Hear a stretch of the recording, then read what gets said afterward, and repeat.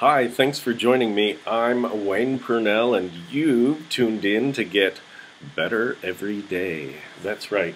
So I'm coming to you from this fine hotel room with these lovely, absolutely not live flowers on the fridge over my shoulder here. Um, I want to say thank you and hello to my friends at HeyHouse, HeyHouseRadio.com, and some new people I've met at Balboa Press. So I wanted to say hello to them, and more important, I wanted to say hello to you. So thanks for tuning in. Again, I'm Wayne Purnell, and you are getting better every day. Today's topic is relationships, and today what we're going to do is we're going to talk about the Latin roots of that word, and we're also going to discuss how people get stuck, and we're going to look at how to get unstuck and how to make your relationship absolutely fantastic. So that's a lot to cover in just a short amount of time. Here we go. You didn't know you were going to get a Latin lesson, nor did you know that you would see this lovely hotel room in Phoenix. So, all right, Latin first. Here we go. Relationship. Relationship. It's three roots to this one big word, and think about this. Re is what? If you redo something, you are doing it again. Yes, you are. So, re is again. Lation is tricky because what that means is to come together. It is the way things come together. Typically individuals, they have their own lives and they come together.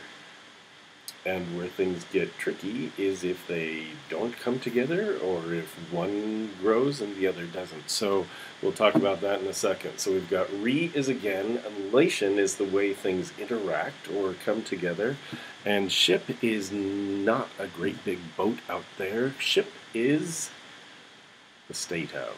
Okay, so it's the state of coming together again. That's what relationship is. So people get into trouble when they think that a relationship is a thing and it's always going to be that way and it always was that way and it's just a thing. And what's true is that healthy relationships actually comprise two individuals, typically two. Although relationships can be a family, it can be a work team. If you think about that, you actually spend more time with the people you work with than you do with your family at home. If you're off in a job at an office, something like that, you've got a work team that you spend more of your waking hours with. So that's like your family as well. So what I'd like you to think about is, how do you come together? And do you allow your family members, whether it's your work team or whether it's your true family, do you allow them to grow? Do you grow? Have you allowed yourself to grow? Where things go wrong, and I started to tell you this earlier, is where individuals grow except one person stays stuck. And if the other person is growing and the other person's stuck, then it's no longer a relationship that is mutually growthful and mutually supportive. One person goes on and there's really nobody there for that person anymore, and this person says, what happened? When I was doing couples work and counseling, family therapy as well, I used to hear things like, well, she's not the woman I married. And I would think to myself, you married her 20-something years ago. Did you really want an early 20-something still? Wouldn't you want somebody to become somebody different? Wouldn't you as an individual want to become somebody different? The other place that I heard problems was when women would come to me and say, well, he's not the man I thought he'd become. It's like, who did you think you could mold him into?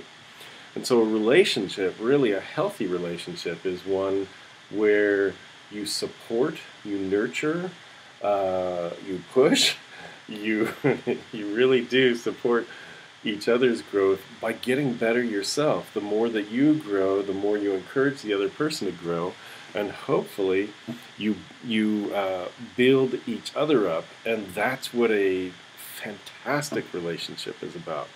So the question I have for you is, Where can you look at how you're building yourself? Because as you get better, you encourage the other person to get better, and hopefully that becomes a conscious choice that you're choosing to do something that you want to do, whether it's for mind, body, spirit. You look at what options you have to get yourself better, and encourage your partner, encourage the people around you, whether again it's your family or your work team.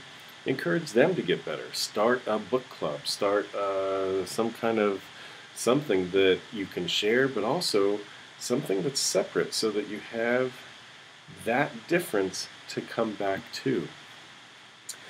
So there you go. Don't get stuck. Recognize that people are not who they were, not even who they were yesterday. I mean, think about yourself. Think about who you were yesterday. Think about who you were last week. Think about who you were last month, last year, 5 years ago. So if you go back in time, you can see that evolution. Recognize that's a day by day and a moment by moment growth pattern for yourself. You can make it happen for you. You can support the people around you to make it happen for them. I am Wayne Purnell. Thank you for joining me, and thank you for getting better every day. BetterEveryday.co. Thanks.